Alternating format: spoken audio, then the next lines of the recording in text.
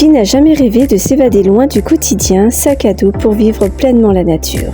C'est ce que nous avons décidé de faire, partir à l'aventure en autonomie pour 3 jours de randonnée et de bivouac dans le Vercors. Juste l'essentiel, nos jambes, nos sacs et la beauté brute du Vercors.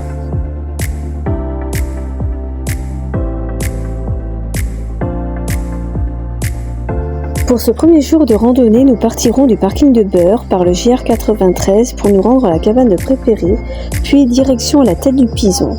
Arrivés au col du Pison, nous prendrons un cheminement sur la gauche en direction des bergeries du Jas-Neuf. Ensuite, nous nous rendrons directement à la cabane de Chaumailly.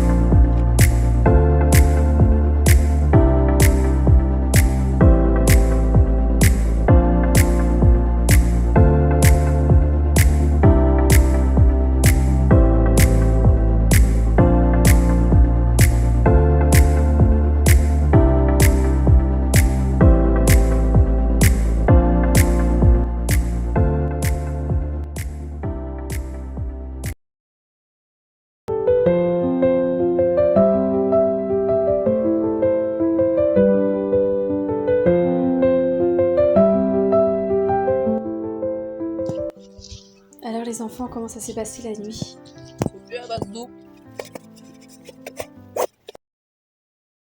C'est au pas de l'Aiguille que nous trouvons le mémorial où reposent les victimes des combats de juillet 44. Le 19 juillet 44, une vingtaine de maquisards siégeaient au pas de l'Aiguille, une position géographique favorable au-dessus de la vallée, chargée de la défense d'une partie du Vercors. C'est au samedi 22 juillet que les troupes ennemies les prenèrent à revers en arrivant par le Vercors et non par la vallée. 25 maquisards se réfugièrent dans une petite grotte profonde de quelques mètres. Dans la nuit du lundi du 24 juillet, profitant d'un épais brouillard noyant la dépression du pas de l'Aiguille, le groupe de maquisards sortirent de la grotte pour s'échapper et courir vers la vallée. 7 résistants tomberont sous les balles de la nuit.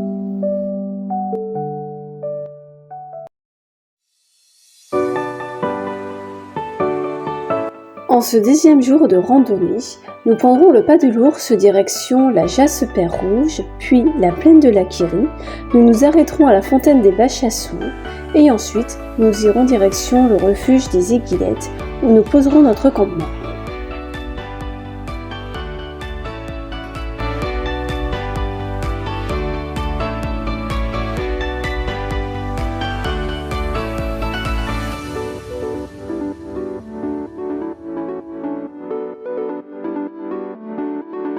Sur le pas de l'Ours, nous trouvons le long du cheminement des carcasses d'obus, cette partie du massif étant utilisée comme un terrain d'exercice de l'armée dans les années 60.